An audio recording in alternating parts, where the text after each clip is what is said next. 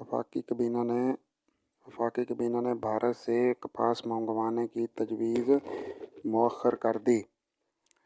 International press agency यकम अप्रैल के मुताबिक वफाकी काबीना ने भारत से कपास मंगवाने की इक़्तिसादी राब्ता कमेटी की तजवीज़ मुस्तरद कर दी।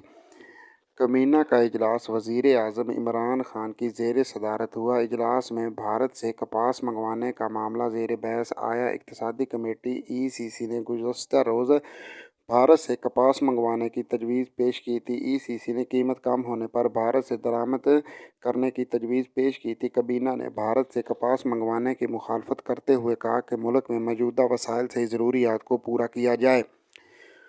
गुज़श्ता रोज़ इक़्तिसादी कमेटी ने भारत से चीनी कपास सूती धागा मंगवाने की इजाज़त दी थी। इजलास में 30 जून 2021 तक भारत से दरामदी मंजूरी दी गई।